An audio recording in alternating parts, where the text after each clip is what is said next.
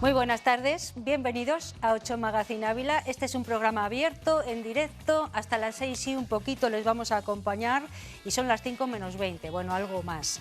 Pero nos queda por delante todavía mucho programa, estamos estrenándolo ahora mismo y esperamos que a ustedes les entretenga en la sobremesa.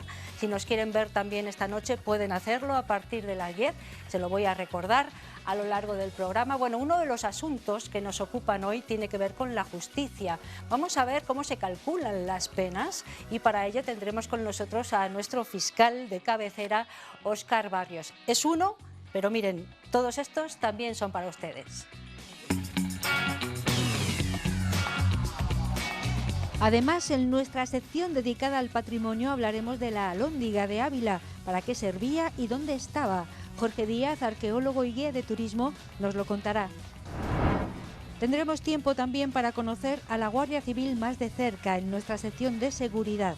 Hoy nos centraremos en la presencia de la mujer en este cuerpo. Y terminaremos con tertulia para debatir sobre el trabajo, un derecho que a veces se convierte en una cruz. Sobre la cara y la cruz del trabajo charlaremos hoy. Y vamos a empezar por el principio, porque vamos a hablar de patrimonio con el arqueólogo y guía de turismo Jorge Díaz, que nos acompaña en directo. Buenas tardes, Jorge. Hola, buenas tardes. Bueno, ya lo decíamos en sumario, vamos a hablar de la Alhóndiga de Ávila, pero seguramente muchos espectadores dirán, ¿qué es eso de la Alhóndiga? Los más jóvenes, los más mayores a lo mejor recuerdan, porque luego nos contarás fechas, y todavía estuvo presente pues hasta 1900 y algo, ¿no? Me parece, ¿o no?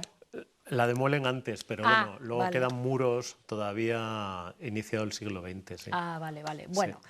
Vamos a hablar de la Alhóndiga, como les decía, un edificio que ahora nos cuenta Jorge para qué servía y que estaba pegada a la muralla de Ávila en lo que ahora es el Mercado Grande, ¿no? Bueno, háblanos, Jorge. Sí. Bueno, luego realmente no es casual hablar de la Alhóndiga, vamos a hablar luego porque de repente está de actualidad, porque bueno, hay unos nuevos materiales procedentes de allí que se incorporan al museo, entonces nos da más pistas de cómo era el edificio, etcétera. Pero bueno, como origen hay que hablar de la Alhóndiga como un depósito de cereal que se funda en el caso de Ávila en el siglo XVI, porque bueno, hay un promotor, un obispo de Ávila, que decide que, como en otras localidades, sobre todo de Castilla, pues tiene que haber un pósito, un lugar de almacenaje de cereal para los menesterosos, que decían en aquella época, para la gente que tenía necesidad. Entonces se funda un silo en un sitio muy céntrico para que la gente que no tenía nada pues pudiera allí recibir una cantidad mínima de ese cereal. Y luego también se garantizaba que si un año te habías quedado sin simiente para la siembra, pues allí te podían dar una cantidad para sembrar, porque si se te había arruinado la cosecha un año, ibas a pasar hambre ese año, pero como no sembrases para el siguiente, pues peor, ¿no? Vale, decimos que un sitio muy céntrico ahora, pero antes era pues fuera de la muralla, que ya era pues no sé, casi campo, ¿no? Bueno, los arrabales de Ávila enseguida surgen y este edificio está orientado hacia una de las puertas principales de la zona este, ¿no? Que es la más accesible de la muralla de la ciudad. Todos tenemos un poco en la retina, todos los que hemos visto, porque esta foto que luego veremos y tal, las primeras que se hacen del Mercado Grande, porque era un lugar emblemático, pues los principios de la fotografía en Ávila, siempre mediados del siglo XIX o finales del siglo XIX y principios del XX retrataban esa zona, ¿no? Entonces es un edificio muy emblemático que lo ves ahora, te llama la atención porque era muy grande. Tenía tenía su cierto abolengo con sus columnas y tal, y choca porque ahora la ves la muralla despejada, sin ese edificio, y quizás hoy en día ese edificio sí que sería reconocible como para que se hubiera mantenido, ¿no? Pero bueno, por avatares de la historia al final se eliminó. Bueno, vamos a ver, mientras hablamos, si te parece, algunas imágenes de ese edificio, realmente un edificio bueno, que tenía una solera y una prestancia importante, estaba aledaño, pero pegado además a la muralla, en esa zona del Mercado Grande, y estas fotografías que vamos a ver ahora mientras hablamos son de Jan Lauren, las hemos recogido de un libro que Jesús María Sánchez Drián, el cronista oficial de Ávila, editó en su momento y aparecen esas fotografías que hemos recogido, son de Jan Lauren. Bueno, vamos a ver mientras hablamos las imágenes, cuéntame un poquito. Bueno, pues es lo que comentamos. Esa foto de Laurent, él es un francés que viene a Ávila, hace algunas tomas. No son las primeras fotos que hay de Ávila, pero él sí que retrata este tipo de lugares tan emblemáticos.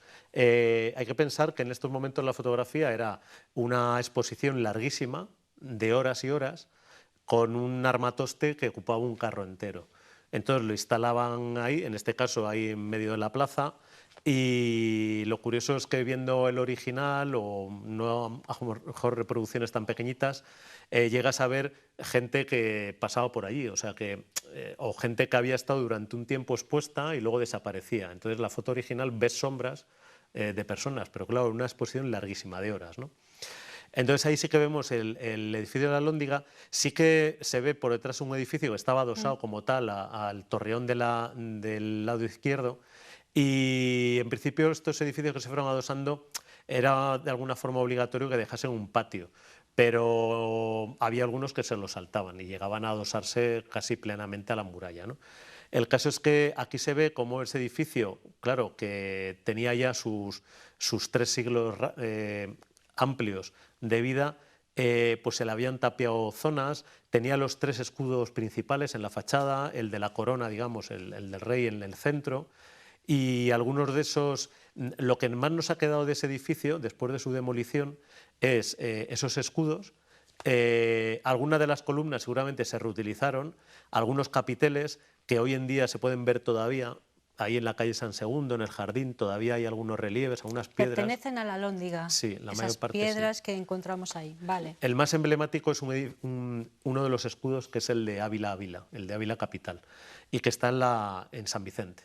Según pasas por delante de la puerta de San Vicente, en el jardincito, hay un escudo clavado en la tierra. En vertical, sí. Y ese provenía de la Alhóndiga. Vale. De esa fachada que estamos viendo hoy en día, hay bueno, ahí se ve que han cerrado una galería con columnas. Bueno, pues por debajo hay una cornisa muy lineal que realmente era una inscripción. Ahí encima de la cornisa había una inscripción con caracteres góticos, aunque fueran ya del siglo XVI, y esa cornisa, por diferentes motivos, al final nos está llegando más o menos entera, ¿no? Primero, bueno, pasó a varios lugares, pero fue muy, muy curioso cuando antiguamente en la Casa de la Cultura, la actual Biblioteca Pública, subías por el callejón, digamos, por la calle que te dirige hacia el interior del Corralón, y a los lados hay un seto. Bueno, pues ahí estuvo dispuesta durante mucho tiempo esas piezas de la cornisa. O sea, tenía hojas por encima, se había mimetizado hasta que ya deciden, cuando se reforma la Casa de la Cultura, sacarlas de ahí y se llevan al museo. Vale, y había unas inscripciones, dices tú, no sé qué rezaban, qué decían. Pues rezaban, no sé, lo funda el obispo, pero está bien utilizado lo de rezaba. Sí, bueno, la es muy de inscripción. antes, ¿no? Sí, el caso es que lo voy a leer porque no me lo puedo saber desde luego, hace alusión a la fundación de la Alhóndiga. Entonces citan la fecha, en 1521, y se comenzó esta obra reinando la Sacra Majestad del emperador Don Carlos, el primero de este nombre, o sea, Carlos I, en 1559. Un poquito más tarde que la que se ha dado a veces. Y luego hay algunos trasquilones ahí, en lo cual no se puede ver muy bien, habla de meses. El nacimiento de nuestro Señor, 1521, que sería cuando se aprueba que se construye, se acaba con un acuerdo, etcétera, y el corregidor de esta ciudad y por la industria del magnífico caballero don Jerónimo M. Ahí se interrumpe también.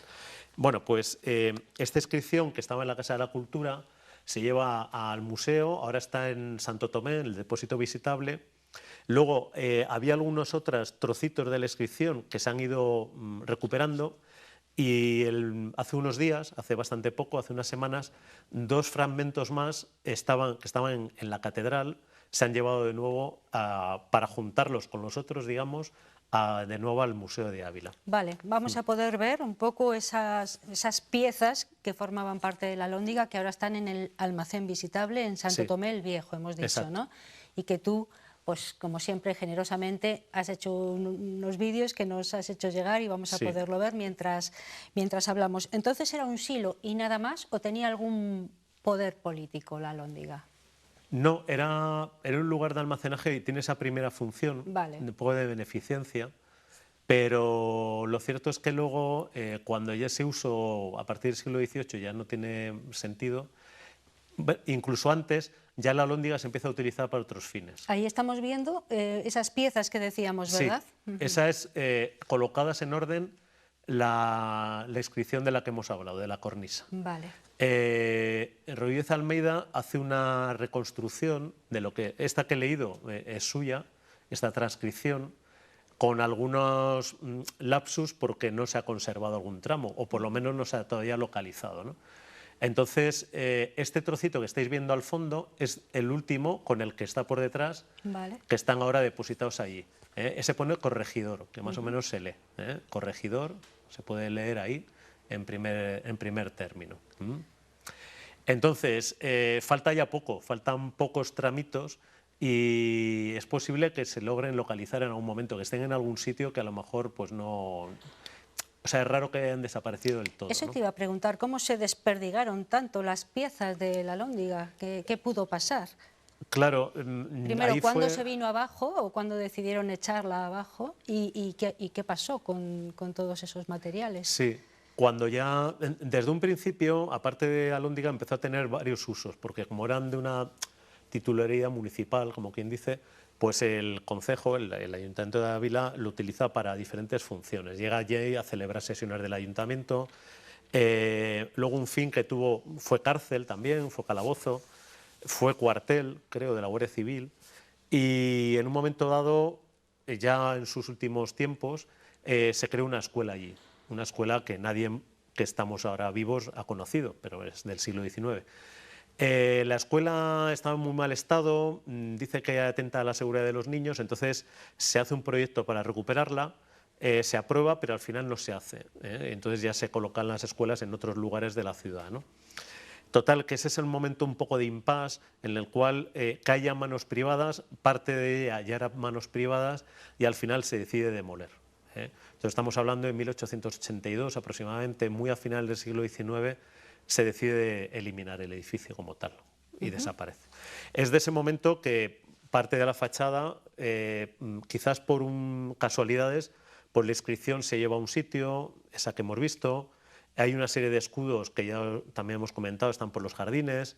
Ahora en las bóvedas del Carmen también hay unos relieves que también son de allí, que son del interior, del patio, que debió tener unos relieves muy llamativos.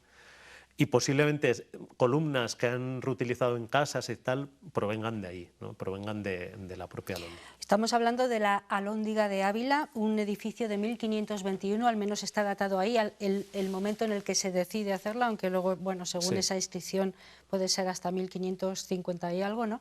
Que era un silo, un almacén de grano fundamentalmente, pero no es la única alhóndiga de la provincia, me parece, ¿no? Van extendiendo, sobre todo por Castilla, que era realmente el lugar, ¿no?, donde se producía el cereal por antonomasia, una serie de depósitos de este tipo, ¿no? Entonces se van extendiendo y sí, en la provincia está, quizás la más emblemática sea la de Arévalo, que era denominada así como tal, la Alhóndiga, ¿no? Entonces, hoy en día se mantiene parte de ella, está ocupada por la biblioteca municipal. Y bueno, al interior pues te das cuenta que con unos grandes arcos de ladrillo pues permitía que entrasen los carros, descargasen, etcétera, etcétera. Llega un momento en el cual ya no es tanto que sean de beneficencia como que siguen siendo almacenes de cereal y en un momento dado ya van a servir mucho para el abastecimiento de la Villa y Corte de Madrid. Entonces se almacena cereal.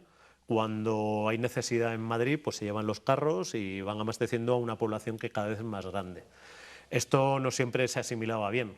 Lógicamente, si había hambruna en Madrid, también la había en Arévalo o en otros lugares donde había alhóndiga. Entonces, claro, luego hay mucha documentación de asaltos. Salen los carros cargados, pues la gente tenía hambre, los asaltaba y luego se producía un choque, etcétera, etcétera. Pero bueno, sí, en un momento dado debió servir para eso, para un suministro de la Villa y Corte de Madrid. Bueno, en Arévalo había una alhóndiga importante, todavía se mantiene en pie buena parte de ella y con un uso además cotidiano y habitual, la biblioteca. En Ávila tuvimos una alhóndiga, la han visto ustedes, hermosísima, junto a la muralla en el Mercado Grande. Quedan algunos trozos de ese edificio en el almacén visitable, hemos dicho, de Santo Tomé el Viejo, que pueden ver todos los abulenses y todos los visitantes. Es un lugar muy especial, además. Ahí hay la inscripción prácticamente completa a raíz de esos hallazgos nuevos, ¿no? Y bueno, pues por ahí diseminados algunos elementos de esta alhóndiga. Sí, hay que decir que estos nuevos fragmentos que hay en el museo estaban en la catedral porque en un momento dado el museo estuvo en la catedral, fue un depósito eventual durante la guerra. Entonces llevan ahí materiales, vuelven, pero todavía no está en un lugar fijo el museo, vuelven algunos y algunos se quedaron. Entonces, realmente todavía en la catedral hay algunos materiales que procedían del museo provincial, ¿no? Entonces, en este caso, estos fragmentos que eran claramente de la alhóndiga, pues se han vuelto a llevar allí para ir completando toda la secuencia. Nos lo ha contado Jorge Díaz, él es arqueólogo, guía de turismo, nos ha estado hablando de la alhóndiga, ese edificio que en Ávila marcó una época, sin lugar a dudas, muy visitado además por los ciudadanos. Y bueno, pues el próximo día, en 15 días, volveremos a hablar pues, de otro asunto, si te parece bien, relacionado con esta provincia, ¿te parece? De acuerdo, perfecto. Muy bien, ya estamos además cercanos a la primavera, entonces a lo mejor no está mal hacer un paseo por ahí. Sí, nos movemos. Vale. Va a coincidir a lo mejor con la Mascarávila. A lo mejor se le puede sacar partido. Bien, pues hablaremos. Sí, bueno, sí. Ya hablaremos en cualquier caso de cosas interesantes, las que siempre nos trae Jorge Díaz. Muchísimas gracias, que vaya muy bien. A vosotros. Hasta luego. Vamos a hacer una pausa, la primera para la publicidad, y después no se muevan mucho. Vamos a estar muy seguros con la Guardia Civil, que estará aquí con nosotros presente a través de sus mujeres, porque de las mujeres en la Guardia Civil vamos a hablar.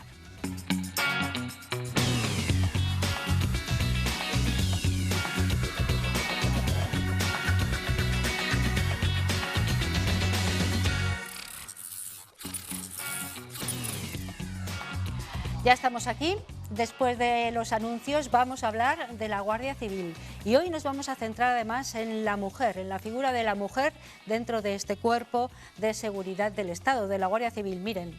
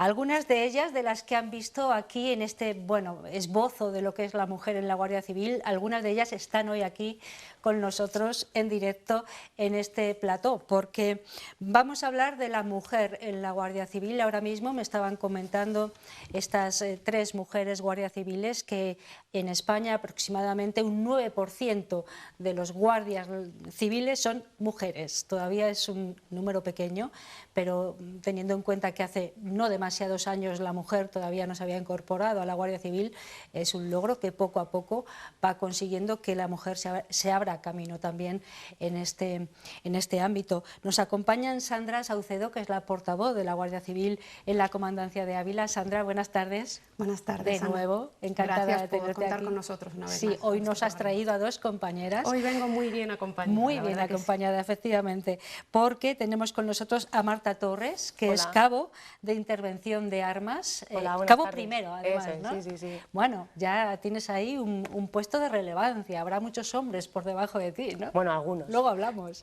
Muy bien, muy bien. Encantada de conocerte. Igualmente. ¿Qué tal, Muchas Marta? ¿Todo gracias. bien? Todo bien. Vale. Y nos acompaña también María del Carmen Lorenzo. Ella es sargento destinada al COS, una Correcto. unidad que también conocemos bien. Hemos hablado de ella largo y tendido en algunos otros programas. Seguiremos hablando del COS. Bueno, ¿qué tal? ¿Cómo estás? Muy bien, muy contenta ¿Te de encuentras estar aquí bien con vosotros. en ese puesto en el que Sí. te encuentras también? Un puesto, bueno, de importancia, ¿no? De bastante importancia. Mucha es importancia. una central operativa donde se encuentra disponible las 24 horas del día, los 365 días del año. Nada menos. Bueno, en fin, Sandra, vamos a hacer un poco de historia de la mujer en la Guardia Civil. Vamos a situarnos, porque yo decía que relativamente no hace mucho tiempo la mujer todavía no estaba, no se la permitía estar en este cuerpo, ¿no?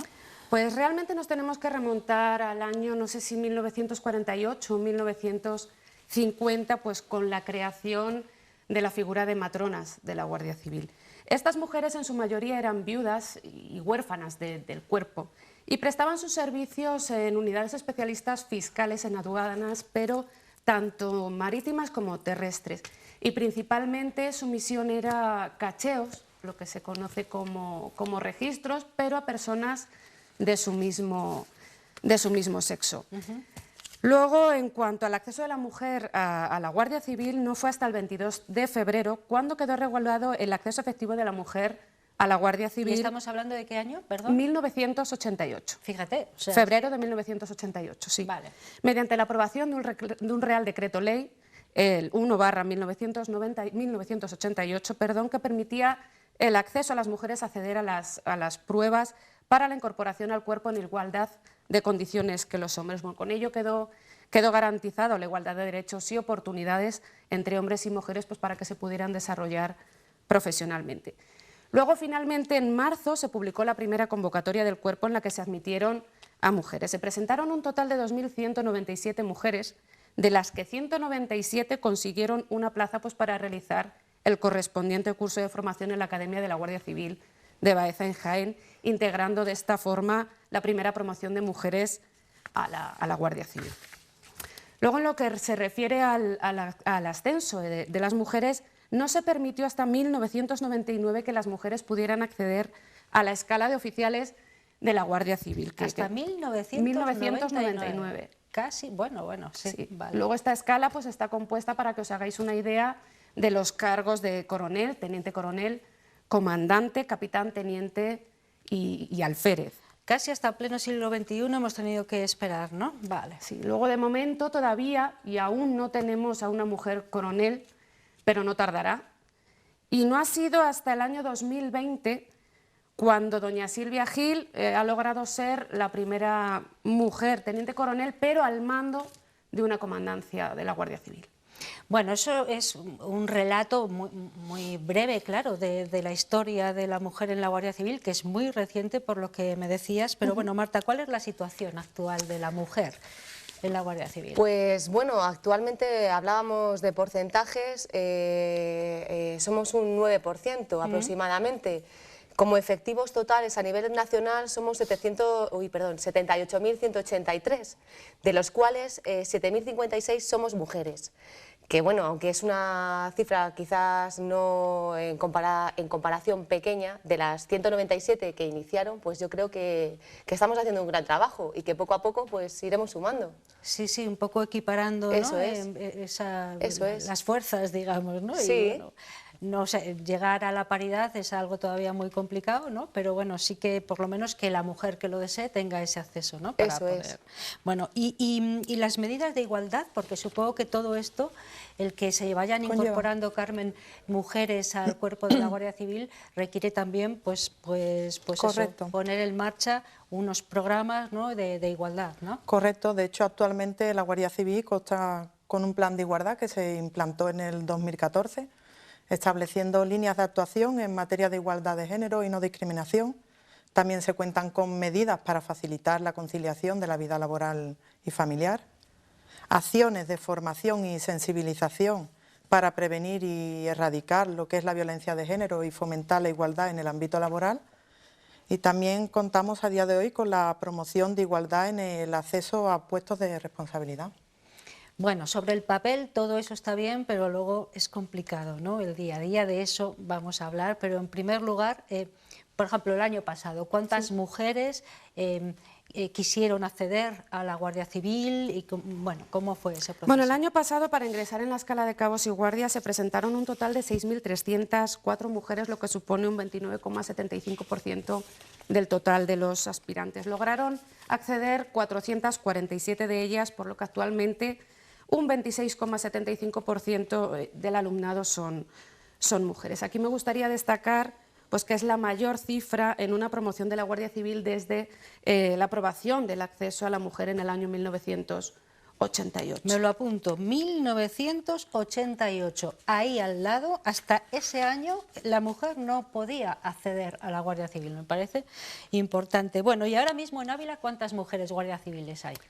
Pues creo recordar que estamos unas 63, de las que una es la capitán jefe de la compañía de Arenas de San Pedro, destacando además que ella es una de esas mujeres que logró acceder en esa primera promoción. Luego creo que están 3 sargentos, 5 cabos, 50 somos guardias civiles y luego creo que están 4 en prácticas.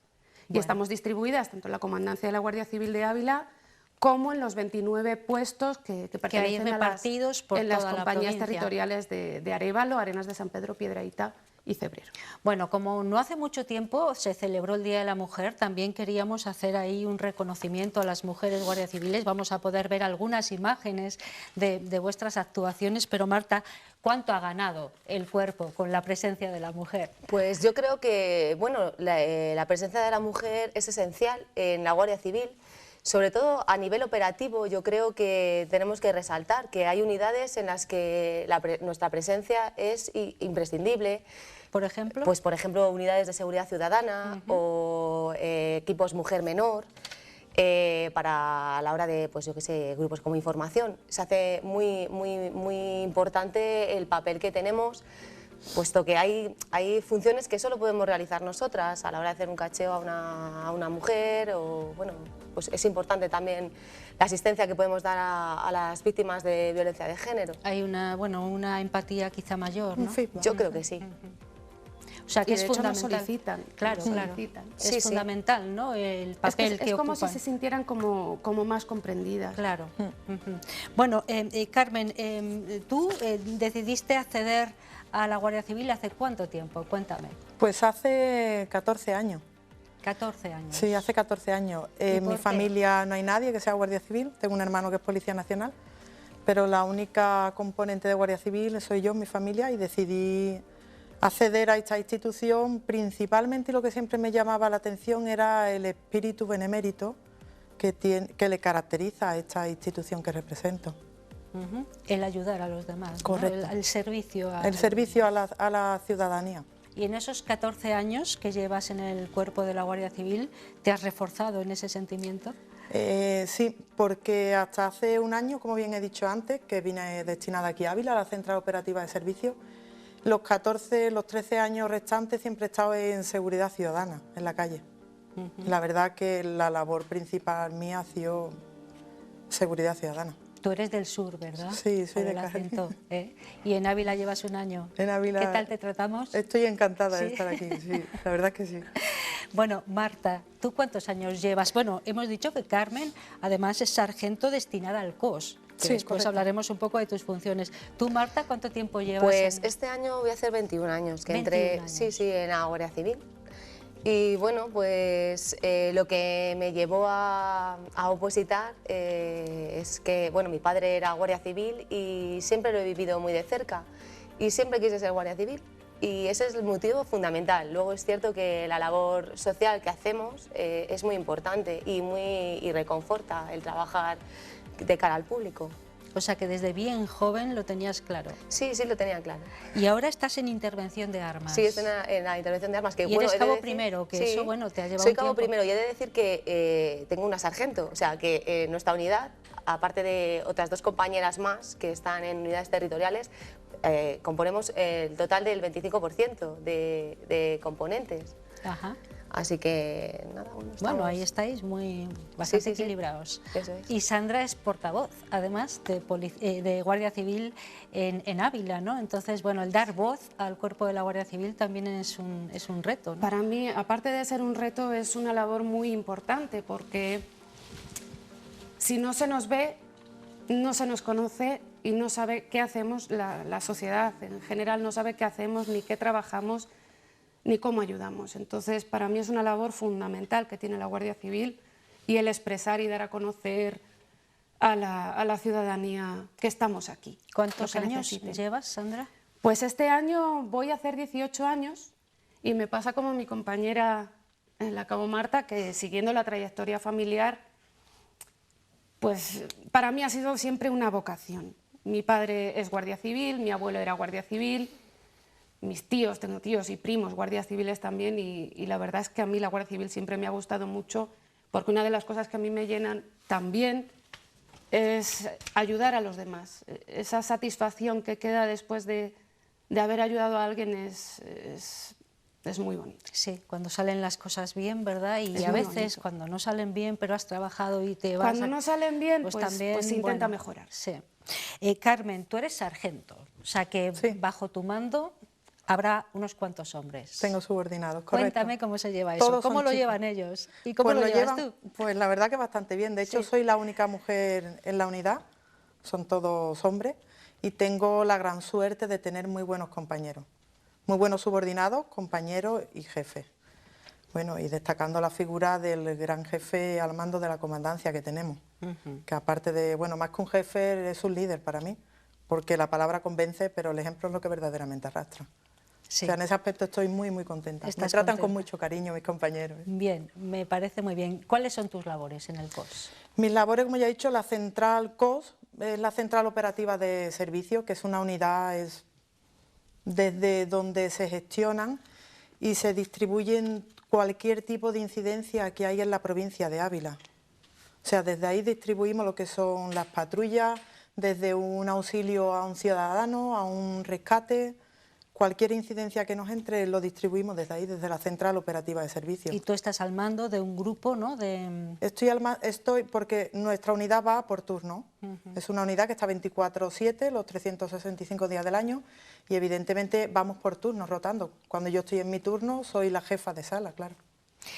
Marta, intervención de armas. Sí. ¿En qué consiste? Cuéntame. Bueno, pues dentro de intervención de armas hay funciones muy diferenciadas. La principal para nosotros es la atención al ciudadano.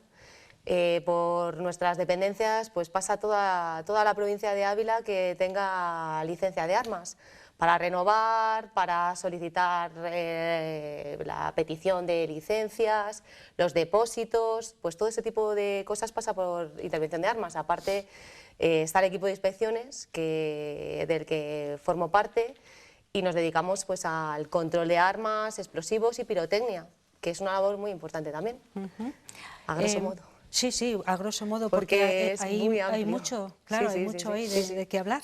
Y bueno, mira. Sandra, claro, tú eres la portavoz y estás ahí, bueno, pues intentando que todo lo que hace Guardia Civil sea conocido, ¿no? De Sí, una dar a forma, conocer además. nuestro trabajo, que es primordial. Que es primordial. Intento hacerlo lo mejor que puedo. Además, el capitán Orga me enseña mucho y el teniente coronel, pues lo mismo. Es que Bueno, ¿sois mamás? Sí. Yo de momento no. Tú no, Carmen, Marta y Sandra son mamás. Bueno, contadme experiencias. Vamos ahí un poco al terreno, al día a día, porque bueno, se hace complicado, ¿no? Muchas Bueno, veces. pues yo No creo sé. que como cualquier madre que trabaja, pues tienes que conciliar trabajo e hijos y bueno, se hace difícil, pero al final todo se consigue. Dependiendo del puesto que ocupes, pues lo tienes más fácil o no. En mi caso yo he sido una privilegiada porque más o menos he contado siempre con un horario fijo y no me ha sido difícil organizar mi vida. Pero bueno, entiendo que hay personas que trabajan a turnos, a lo mejor como el ejemplo de la sargento, como Carmen o tal, que le puede ser más difícil. Pero bueno, yo en el puesto que he ocupado no he tenido muchas complicaciones en ese aspecto. ¿Sandra? Yo la verdad que lo llevo bastante bien, porque me siento una privilegiada, porque mi marido también es guardia civil y la verdad que compatibilizamos muy bien el atender a nuestra hija y a trabajar. Cuando por X motivos, temas laborales, no podemos hacernos cargo de nuestra hija, pues hombre, siempre te buscas las castañas del fuego, Siempre hay formas, pero contamos, claro. tenemos la suerte de contar con compañeros y compañeras que nos ayudan y luego pues también nuestros jefes que nos echan una mano, porque no tenemos familia cerca a la que poder acudir en un momento Claro, dado. sois desplazadas en muchos, no sé, no te he preguntado, Marta, tú de dónde eres, porque Carmen viene del sur clarísimamente, Yo soy de Valladolid, de Valladolid. pero bueno, he más tenido cerquita. diferentes, nunca he estado destinada en Valladolid. Vaya. Bueno, Cosas ¿y tú de la eres, vida. Sandra? Yo soy de un pueblo de Salamanca, no sé si conocéis Vitigudino. Sí, claro. Pues ahí me he criado toda mi vida. Bueno, vamos a hablar un poco de anécdotas y yo os quería preguntar cuáles han sido los momentos más complicados para vosotras como profesionales, como miembros de la Guardia Civil. No sé, Carmen, empezamos por ti. Momentos o Sí, situaciones que recuerdes de especial relevancia. En mi labor diaria, por ejemplo, en mi día a día en seguridad ciudadana, que hay algo más difícil y más complicado que decirle tanto a un padre como a una madre el fallecimiento, comunicarle el fallecimiento de un sí. hijo o de un familiar, ¿no? Lo hemos tenido muy reciente, por desgracia, con la pandemia, donde era habitual que día a día hubiera sucesos bastante complicados.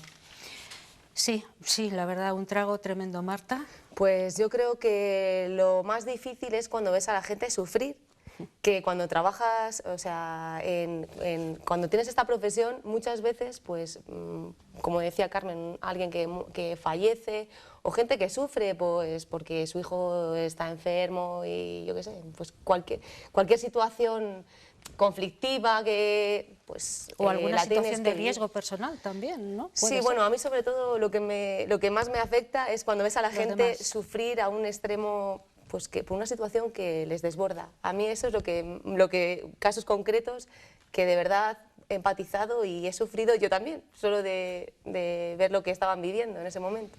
¿Y Sandra? Laboralmente hablando me pasa lo mismo que mis compañeras. Yo realmente en Seguridad Ciudadana estuve 2 años y medio, estuve en Baleares y allí también se tocan bastantes temas que son profundos. Pero de recuerdo, tengo ahí uno de cuando me fui destinada a hacer mi año de prácticas en Baleares, el separarme de mi familia, sobre todo de mis padres, de mis hermanas y de mis amigos, que con 20 añitos te vas prácticamente con lo opuesto y evidentemente tus padres económicamente te ayudan, pero te vas sola a desempeñar un trabajo tan importante como es este, pues se me hizo bastante duro. Son Sandra Saucedo, María del Carmen Lorenzo, Marta Torres. Ellas han estado aquí para hablarnos de su experiencia, la portavoz de Guardia Civil en Ávila, sargento destinada al COS y cabo primero de intervención de armas. Ellas tres forman parte de un grupo de mujeres que está dentro del cuerpo de la Guardia Civil y que vela por todos nosotros. Gracias a las tres por haber estado aquí, un placer conoceros. Igualmente. Gracias, igualmente. Hasta prontito, ¿eh, Sandra? Sí, hasta dentro de nada. Hasta muy pronto. Vamos a hacer otra pausa para la publicidad, después hablaremos de justicia, no se vayan.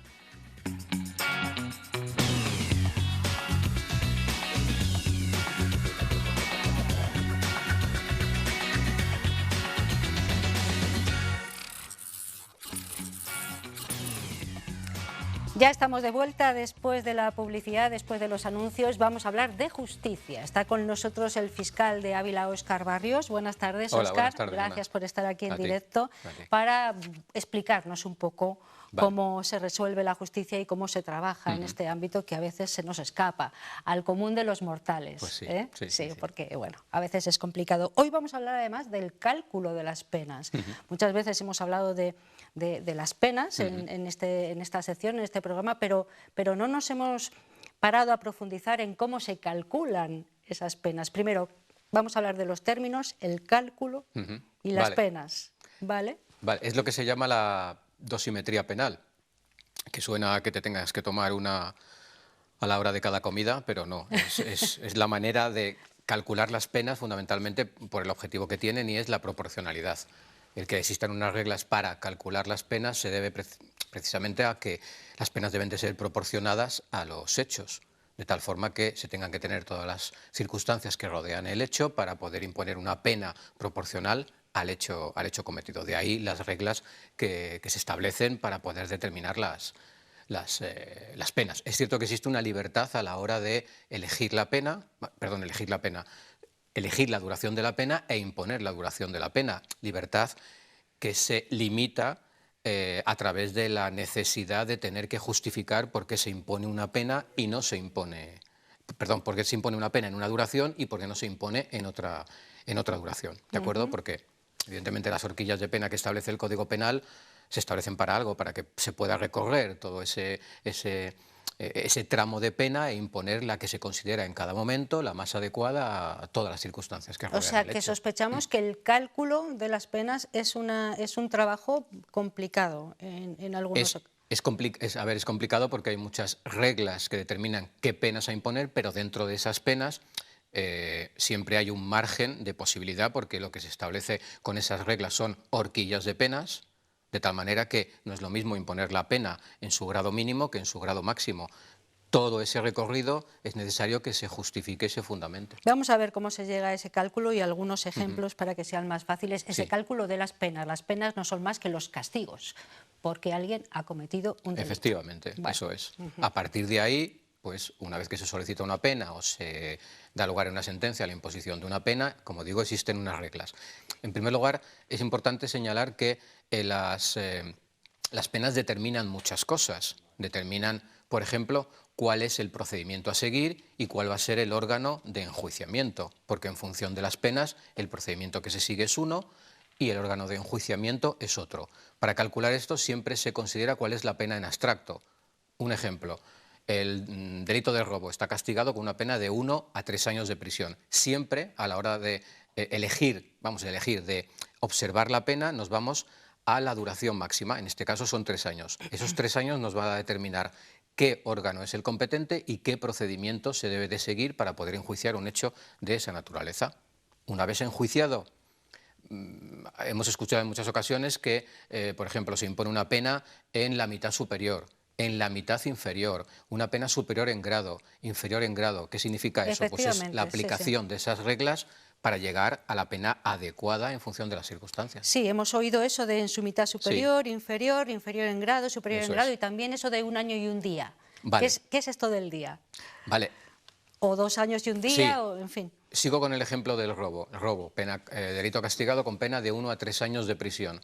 Si concurre una circunstancia atenuante, la pena que se le puede imponer estará siempre dentro del margen de la mitad inferior. ¿Cómo se calcula la mitad inferior y la mitad superior? Pues bien, la pena de 1 a 3 años sumada es un total de 4 años, ¿vale? Eso lo dividimos entre 2 y nos da lugar a 2 años. Esos 2 años será el límite máximo de la pena en su mitad inferior, de tal manera que la pena en la mitad inferior para el delito de robo estará comprendido entre 1 año, que es la mínima, y 2 años, que es la mitad. La mitad inferior. Cuando se comete un robo y concurre una circunstancia atenuante, el Código establece que deberá de imponerse una pena de entre 1 a 2 años. Porque 2 años y 1 día ya no es la pena en la mitad inferior, sino que es la pena en la mitad superior. Ajá. Esa es la razón por la que a veces pues, se pone yo qué sé, una pena de ese tipo, 1 año y 1 día, o 2 años, 6 meses O sea, y que 1 el día. día no es baladí, quiero decir, que tiene una importancia, No, vaya. evidentemente no es baladí, porque para el que vea sancionada una conducta con 2 años, 6 meses y 1 día, va a cumplir 2 años, 6 meses y 1 día, mientras que si es 2 años y 6 meses, serán 2 años y 6 meses. Pero sobre todo, esa es la razón, porque si no, la pena estaría mal calculada y eso daría lugar a la posibilidad de impugnar la sentencia por esa razón, por estar mal calculada. Bueno, también puede haber un concurso de delitos. Muchas veces hemos hablado de eso. Cuando hablamos de un concurso de delitos, ¿qué estamos diciendo? ¿Que se suman unos delitos a otros? Vale, a ver, cuando se habla de penas, se habla siempre de penas por delito consumado, impuesto a la persona que es autor de los hechos sin la concurrencia de ninguna circunstancia. ¿Qué supone cuando, por ejemplo, se han cometido varios delitos? Pues nos da lugar a una figura jurídica que es la figura del concurso. Ese concurso puede ser concurso ideal, concurso medial, concurso real. ¿Qué significa cada uno de estos términos? Por ejemplo, alguien que comete 2 hechos, por ejemplo, un robo y una conducción temeraria, alguien que entra a roba y después coge el coche y sale a toda velocidad. Puede cometer 2 delitos. En ese caso es un concurso real, comete 2 delitos. Pero es posible que, por ejemplo, se cometa una estafa a través de la emisión de un cheque falsificado. Se están cometiendo 2 actos, pero que tienen una única finalidad. Es decir, alguien que expide un cheque falso con la intención de estafar. Estaría cometiendo en un solo acto 2 delitos. Eso es lo que se llama un concurso ideal o un concurso medial, que también da lugar a que establezcan unas reglas para poder imponer la pena por esos 2 hechos, que es distinto según sea el concurso real o el concurso ideal. Como ven, el cálculo de las penas es una cosa complicada, hay que tener muchos factores en cuenta. Sí, claro. Y a mí también me llama la atención, lo hablábamos pues, fuera del espacio, cuando hemos hablado del tema que tratar, no es lo mismo en esto de justicia y a la hora de impartir una pena, no es lo mismo 1 año que 12 meses. No, No es parece lo mismo. una tontería, pero no lo es. De hecho, en las penas de prisión, las penas de 1 año son penas de 365 días, pero en las penas de multa, las penas son de 360. El año en ese caso son de 360. Lo mismo que no es distinto una pena de 6 meses de prisión.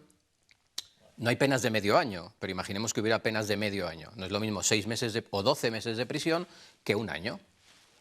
¿Por qué? Porque el año, los meses computados en el ámbito penal son meses de 30 días.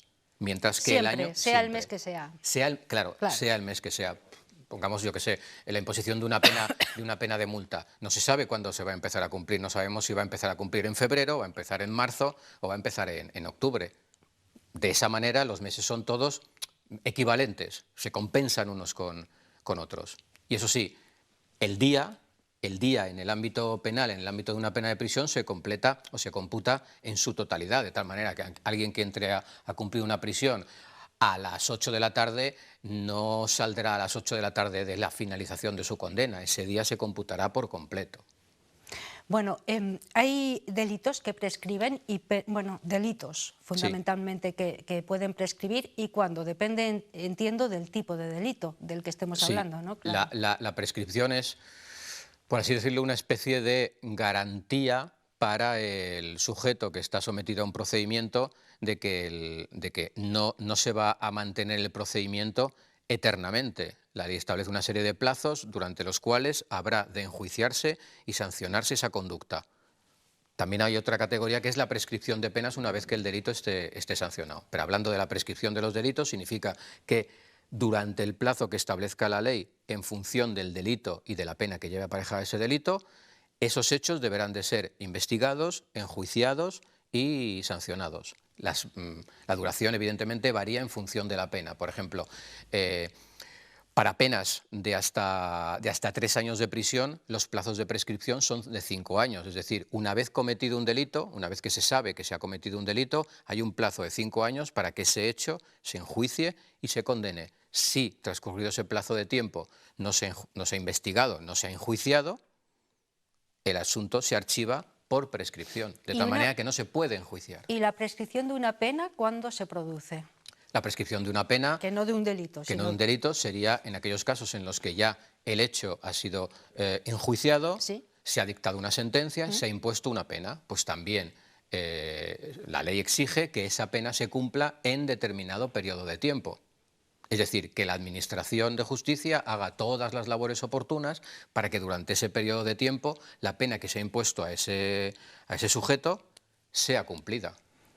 Cualquiera que sea el tipo de pena, sea una prisión, una inhabilitación, una pena de multa, etc. Por lo tanto, si por las razones que sean no se ha cumplido esa pena y ha pasado el tiempo estipulado, Sí, la la pena- persona que ha sido condenada Sí. a esa pena no tiene que cumplirla. No tendría que cumplirla, evidentemente. Si ha pasado el Si ha tiempo pasado el tiempo reglamentario, Sí, digamos. sí, sí. Es cierto que ese tiempo, quiero decir, hay razones que interrumpen. Desde el momento en el que se impone una sentencia, esa sentencia en firme, y se inicia la ejecución, hay actuaciones que interrumpen la prescripción y da lugar a que se comience a contar de nuevo. Vale. No O es sea que... en el claro. siempre que se esté haciendo algo con Siempre que se esté respecto al haciendo asunto. algo relevante. En Vale. el ámbito de la prescripción del delito es necesario que se hagan actuaciones que impulsen el proceso. Por ejemplo, una búsqueda y captura de un sujeto no interrumpe el proceso, pero la práctica de diligencias sí que interrumpe Por ejemplo, el archivo proceso. de una causa, ahí sí se interrumpe completamente. El archivo, si luego no se hace nada, durante el tiempo que marca la ley, si no se ha hecho nada, y desde ese archivo sí daría lugar a la prescripción del delito.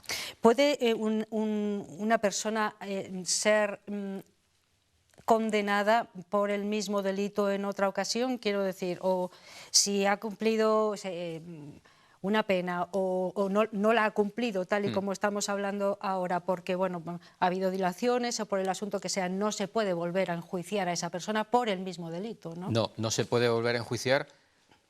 Sea enjuiciada y si ha sido condenada, evidentemente el hecho está definitivamente juzgado, se la ha sancionado y lo que no se ha podido cumplir es la pena. Pero pongamos por caso supuestos en los que el delito prescribe porque no se ha podido enjuiciar en un determinado periodo de tiempo. Da igual, transcurrido ese periodo de tiempo, la causa se archiva por prescripción. Eso significa que la causa ya no se puede volver a reabrir ni se va a poder enjuiciar. Y ese delito hecho. no figura en ningún sitio. Ese delito no figura porque realmente no ha existido, porque no ha dado lugar a un procedimiento y a una condena. Bueno, ¿y hay delitos que no prescriben nunca? Sí, Porque hemos hablado de las prescripciones, Sí. dependiendo de la gravedad del delito, Sí. unos años o menos. ¿Hay delitos que no prescriben? Según el Código Penal, los delitos que no prescriben son los delitos de lesa humanidad, los delitos de genocidio, ataques a personas y a bienes en supuestos de conflicto armado y los delitos de terrorismo en los que se haya producido o la muerte de una persona. En esos casos, la prescripción no se produce. Eso significa que el procedimiento va a poder estar abierto durante todo el tiempo necesario hasta que se pueda enjuiciar ese hecho. Bueno, es un asunto muy interesante el que nos trae hoy Óscar Barrios. No hemos hablado nunca de él, sí que hemos hablado de las penas, de los delitos, pero nunca de cómo se calculan esas penas para que sean equitativas, básicamente, ¿no? Para que sean proporcionales. Proporcionales Te decía al principio, al delito cometido. Evidentemente, claro. Te decía al principio que las penas se establecen en función de el delito consumado, pero pensemos en el ejemplo del delito de robo, que el delito de robo no se ha consumado, que es un delito en tentativa. En ese caso la pena será inferior a si el delito es consumado, lo mismo que si la persona que aparece o que participa en la comisión del delito es autor o es cómplice. Las diferencias de pena en cada uno de los supuestos es distinto, claro, de ahí esas reglas. Viene a completar un poco lo de el anterior programa que hablábamos de agravantes, de atenuantes. Claro, bueno, eso es. Sí, intentar sí, que sea proporcional, ¿no? Sí, claro, la concurrencia en un hecho de circunstancias agravantes o atenuantes establece o determina que la pena será distinta en uno o en otro supuesto, claro. Nos lo ha estado contando Óscar Barrios, fiscal de Ávila. Cada mes aproximadamente nos acerca a la justicia explicándonos algunos asuntos que desde luego nos parecen muy relevantes y que deberíamos conocer toda la ciudadanía para entender mejor y respetar mucho más, si es que no lo hacemos, todo lo que se hace en los juzgados, en la audiencia, en fin, la impartición de justicia, que es bien complicada. Muchísimas gracias. Gracias Óscar. a ti, Ana. Vale, Gracias. vamos a hacer una pausita pequeña para recomponer este plató, porque después tenemos tertulia y hoy, fíjense, vamos a hablar del trabajo como un derecho y también como una obligación.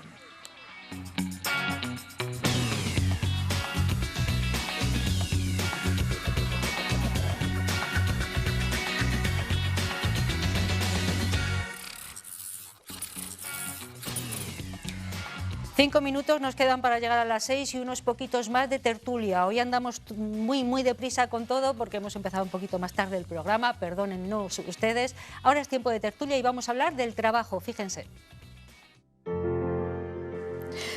Un derecho recogido y un deber, sí, también un deber. El trabajo nos hace libres, al menos económicamente, nos hace valiosos en la sociedad de competitividad excesiva a veces, nos hace generosos, participativos, miembros de un equipo también a veces. El trabajo nos permite contribuir con la sociedad, con el bien común. Sí, parece que el trabajo dignifica, pero ¿en qué momento eso se da la vuelta y se convierte en carga demasiado pesada, en cadena, que no libertad? ¿En humillante día a día? ¿En precariedad? A pesar de tener un jornal. ¿Qué de bueno y de malo tiene el trabajo? ¿Por qué no se percibe como algo que aporta bienestar en no pocas ocasiones? De la cara y la cruz del trabajo vamos a hablar hoy con Esther Bueno, Gabriela Torregrosa y Julio Collado, a quienes tenemos ya en nuestro plató en directo. Buenas tardes. Buenas tardes. Todo muy deprisa, me estoy contando. ¿Quién quiere empezar a trabajar esta tarde? Es que vamos muy deprisa en la vida, si también tenemos que ir deprisa aquí, sí. Es mejor bueno, decir... pues relajado. Venga, es mejor Julio. decir pocas cosas. Y luego te voy a está. dejar leer un poema. Vale, pues pues esto Muy ya bien, está, muy bien, está. muy bien. Para terminar, que el Día Mundial de la Poesía. ¿Qué opinas? Has plantado tantas cosas. Ya, sí. Hombre, el trabajo representa más de un tercio de nuestra vida. Para algunos casi la mitad de su vida, ¿no? Ya en tiempo, en empleo de tiempo. Y luego, claro, el trabajo, como tú has dicho muy bien, ese resumen que has planteado, el trabajo viene de una palabra latina complicada ya, Tripalium significa tormento. El Génesis empieza: ganarás el pan con el sudor de tu frente. Sí. Es decir, como castigo. Es decir, que hay que tener cuidado con el trabajo. Pero claro, si no tienes trabajo te mueres de hambre, no tienes vivienda, tienes que vivir bajo un puente, no puedes consumir. Si no consumes en un sistema capitalista no eres nadie. Es decir, que si te pasas, y luego claro hay trabajos que son machacantes, son mecánicos, que tienes que ir a la velocidad de las máquinas. Es decir, ha llegado un momento en que el obrero, el hombre, no pone su ritmo, sino que es la máquina la que exige un ritmo al trabajo. Si encima se pagan mal los salarios, si hay muchos partidos políticos, o algunos, que están en contra de que se suban los salarios, si no hay un trabajo digno, y el trabajo digno significa primero un buen salario. Y a partir de ahí hablamos. Luego que te guste, claro. Vale, Esther. Bueno, yo creo que el trabajo, por poner algo positivo en principio, yo creo que ordena la vida, de alguna manera, pone orden en la existencia y también te ayuda a desarrollar tus capacidades si fuera algo ideal, ¿vale? Es verdad lo que dije, Julio, que depende del tipo de trabajo que tengas o dónde acabes, ¿no? Porque muchas veces no es tampoco voluntad propia acabar en un trabajo o en otro, sino que la vida te va llevando y a lo mejor acabas en algo que no quieres hacer solamente por subsistir o por sobrevivir, ¿no? Entonces yo creo que el trabajo sí que dignifica, sí que es bueno por eso, porque ordena la vida, porque te ayuda a realizarte, pero nos hemos convertido en muchas ocasiones en esclavos del tiempo de trabajo. Es decir, que todo el tiempo que tenemos productivo lo dedicamos a un trabajo para ganar algo y no producir para una estabilidad propia, para una estabilidad intelectual propia, por ejemplo, para una creación propia en otros ámbitos. Y para una correspondencia con la sociedad, ¿no? con la sociedad, claro. Sino que te dedicas únicamente pues a eso. Es verdad que trabajas también para la sociedad, ¿no? Claro. Siempre se hace un trabajo para la sociedad, de cualquier tipo, pero sí me parece que bueno, que somos un poco esclavos del trabajo. Sí. Gabriela. Sí, yo creo, como decías en la introducción, que el trabajo dignifica y sí que sientes que, aparte de que te puedes sentir bien normalmente, si haces el trabajo que te gusta, por supuesto, ¿en qué momento, como preguntabas, ya no? Pues pueden influir muchísimas cosas. A lo mejor uno estaba contento con su situación personal y el trabajo que tenía hasta cierto punto, pero si esa situación personal cambia, a lo mejor el trabajo comienza a convertirse en un lastre, en una presión, ya no estás tan a gusto. A veces trabajamos en lo que queremos, a veces no, y simplemente hacemos el trabajo porque necesitamos, como decíais vosotros, ganar un dinero para poder vivir, para poder pagar impuestos, pagar una vivienda, Muchas veces para etcétera. poder usar tu propia libertad. A muchas mujeres, hasta no hace mucho, el yugo de estar sometidas económicamente a un hombre les impedía ser ellas mismas. Totalmente, el trabajo es verdad, eso no lo hemos dicho, pero el trabajo también te da libertad en el sentido de poder hacer lo que quieres hacer sin nadie que te tutele, ¿no? Como pasaba antes. Bueno, ¿qué trabajos son esos? En general. A mí me parece que eso del trabajo dignifica, es un engaño totalmente del sistema capitalista. Vale. Porque Bien, eso bien, beneficia, esto ya me va gustando. eso beneficia a quien beneficia, Vale. al que gana, al que tiene plusvalía con el trabajo de otros. Es decir, lo de ganarás el pan con el sudor de tu frente, lo han convertido, no, ganarás el pan, o sea, algunos, no muchos, ganan el pan con el sudor del de enfrente. Y cada vez más, ¿no? Entonces, el trabajo, es decir, que el trabajo dignifica, a mí me parece una gran mentira. La mayoría de los trabajos son indignos. Pero también es muy duro Porque no son esclavos. trabajar. Otra cosa es el ocio creativo, que también produce, y produce mejor, y produce para la sociedad, y para ti mismo. Eso es otra cosa. No, decía que a veces es muy duro también no trabajar. Hablábamos también de la salud mental y su relevancia a la hora tanto de trabajar como de no trabajar. Se puede padecer mucho, acabar teniendo problemas mentales por trabajar mucho, por trabajar en algo No, si muy no duro, estamos diciendo aunque no nos trabajar, guste. ¿eh? Pero ¿De qué también, trabajo? A ver, también yo creo que en un dignifica... mundo ideal- Un momento, ¿termina Gabriela? Sí, ¿Qué? que dignifica en el sentido de que es muy duro querer trabajar y no poder, sea la edad que sea y sea en el momento que sea. Y en el trabajo que esté uno buscando. En el fondo te sientes útil. Es verdad que puedes, al final, si llevas a cabo un trabajo muy duro, pues evidentemente muy satisfecho no puedes estar. Yo creo que el equilibrio es muy difícil, Julio. O sea, el equilibrio en tener un trabajo que te guste, que ganes el dinero justo para poder pagar tus gastos, los de tus hijos, tu vida más o menos para vivir dignamente y tal, pues es muy difícil el equilibrio y es muy difícil de buscar y yo creo que es una lucha constante también del ser humano, pero sí que lo que tú decías es que lo quiero apuntar, que es verdad que las mujeres en particular hemos ganado en libertad y en posibilidades desde que hemos accedido al mercado laboral y tenemos un trabajo y un Hombre, sueldo. claro, un sistema que está montado sobre el dinero, quien no tiene dinero es esclavo. Pero es que es el que tenemos. Si no, Tú vas bueno, al capitalismo. Yo ese- veo que Julio... No, al dinero, hombre. Claro que da libertad el dinero. El dinero da libertad para comprar hasta las personas. Si no, la prostitución, ¿qué es? Sino una compra de los que tienen dinero para comprar. Bueno, pero no Quiero estamos decir, en bueno, esos niveles, Julio. bueno, Estamos bueno, en un no, nivel no, de no, que vamos tú a hablar de trabajas todos los- para pagar vamos a ver, tu vamos a ver. techo, para... hablamos de eso. Pero y ahora, claro, es que ¿quién ha pues- dicho que no es bueno trabajar? Ah, pues eso. Es que en un sistema que dignifica el trabajo, que endiosa el trabajo, quien no trabaja o es vago, o no quiere, o es despreciable. No figura en la sociedad. No. Sí, el que no puede trabajar está mucho peor que el que trabaja. Pero la mayoría de los trabajos son indignos, porque están mal pagados y muchas veces son mecánicos, no saben ni para qué trabajas, ni por qué. Y es así, yo creo que muchos trabajos no. Hay muchas. Vamos a ver, ¿por qué se toman tantos ansiolíticos en España? Que somos el país pues porque hay un malestar general. ¿Se trabaja demasiado?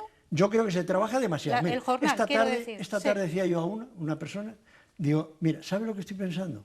Mientras estaba esperando a mi nieto, estaba yo paseando, estaba oyendo a los pajarillos por ahí, estaba pensando una cosa, digo, ¿qué sociedad más imbécil hemos creado? Que no somos capaces de una cosa fundamental, que todo el mundo que quiera trabajar pueda trabajar. Mirad que somos imbéciles.